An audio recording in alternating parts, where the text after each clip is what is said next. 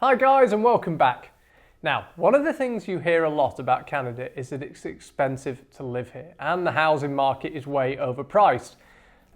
Both of these are true, but people do live here and they do buy houses and they're not all millionaires, us included, sadly.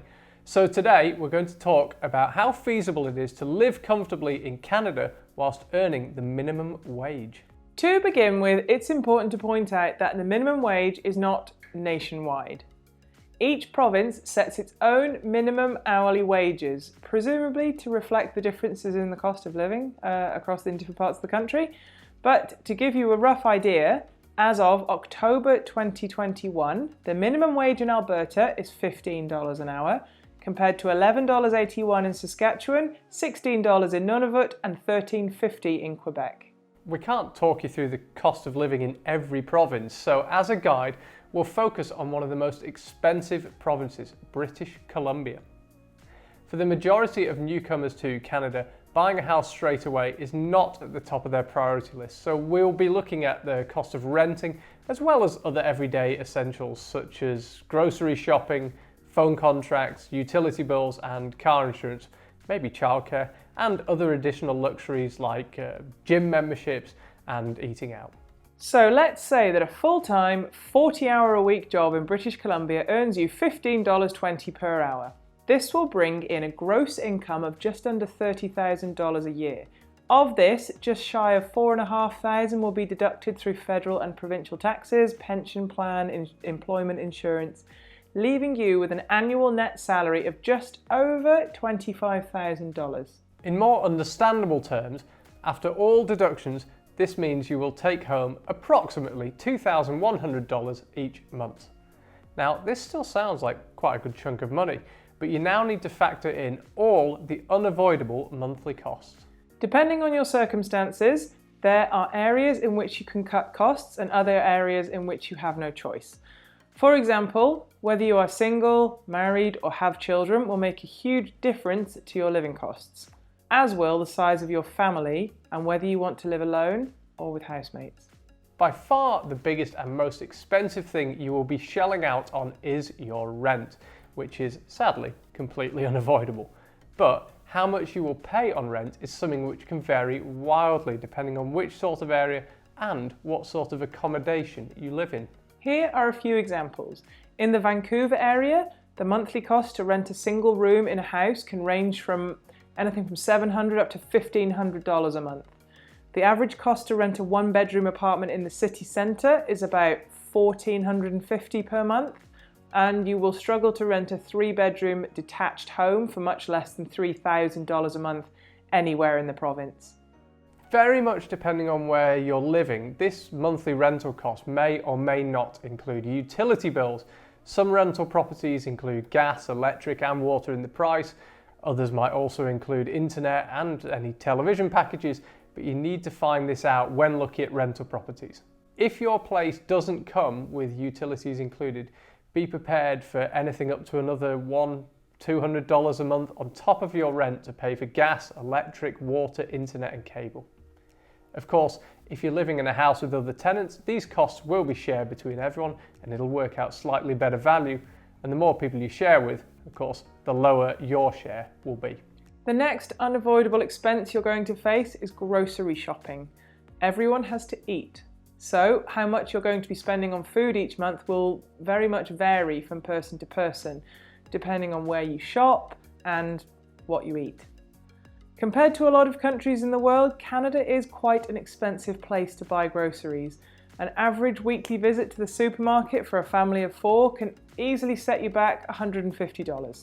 Of course, your food budget will be a lot less for a single person or just a couple with no kids, but will also be more or less depending on your eating habits.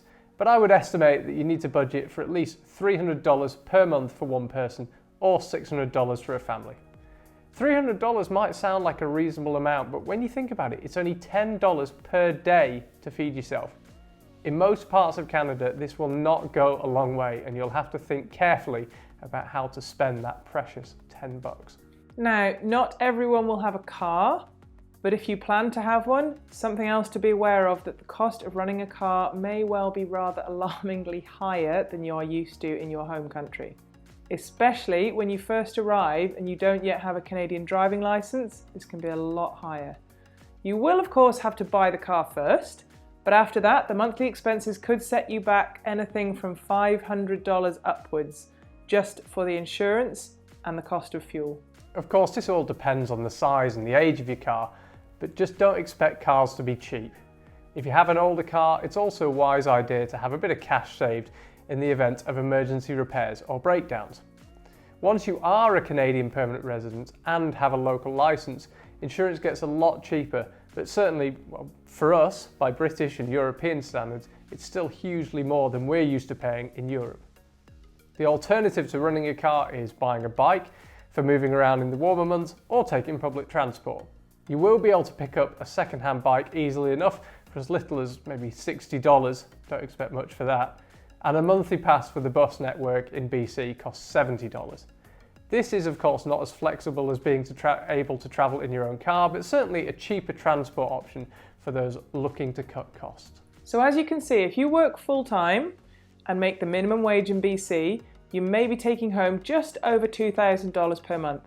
For a single person living in a shared house with other tenants, once you deduct around $1,000 a month for rent, maybe $100 for utilities, $300 for food, $50 for a phone contract, $500 just to run a car, this leaves you with only a couple of $100 per month for miscellaneous expenses like buying clothes, eating out, going to the movies, keeping a pet, repairing your car. Eating out is, of course, not essential, but if going to a restaurant occasionally is something you like to do, factor in that two people ordering a main meal and sharing a bottle of wine is unlikely to cost you much less than $100, once you've added the tip and the tax, that is. If you do this once a week, you'll be adding another $400 or $500 to your monthly outgoings. Gym memberships in BC can range from as little as $10 or $15 a month up to $50 or $60 a month. And the final thing we'll mention today is the cost of childcare, as for those families who have children, this may be quite a huge consideration. To start with, all across Canada there is an enormous shortage of childcare staff, which means childcare spaces are, to start with, very hard to find. The types of childcare available range from in-home, more informal nannies, to fully licensed large daycares and preschools, and under threes are going to cost you a lot more than older children. As a rough guide, don't expect to pay less than $35 or $40 per day for a smaller in-home daycare, and it's not uncommon to find larger facilities where you could be paying $70 or $80 per day for your 1 or 2 year old. Over $1,000 per month for one child in full-time daycare is perfectly possible, which is why many families opt for one parent to stay at home while the other works to get around this enormous cost. So to answer our original question, yes, you can certainly survive in Canada on minimum wage, but almost all your monthly earnings will go on rent, bills and food. This means that although you can survive, you may struggle to do anything non-essential, such as eating out, playing sports or going on holiday or vacation. It's very difficult to ever get ahead and almost impossible to save any money. But it's not all bad. There are ways to cut costs: buying cheaper food, finding a cheaper place to live, finding roommates, and getting by without a car. And of course, a couple will find life much easier than a single person, as they will be able to split a lot of the cost. Also, there are a lot of free things to do across Canada, like free ice skating in the winter and free tennis courts, hiking and swimming in the summer, as well as fantastic libraries in most towns and kids drop-in play sessions. As you can see, earning the minimum wage in Canada is not easy. Monthly outgoings are very different depending on which part of the country you live in, the size of your family, your eating habits and your lifestyle. So it's very difficult to generalise, but we hope this has given you a rough idea of the cost of living in Canada and may help you in your decision to move to Canada. Let us know what the minimum wage is in your country and whether it's enough to live on, and if it's not, what do people do about it? See you next time.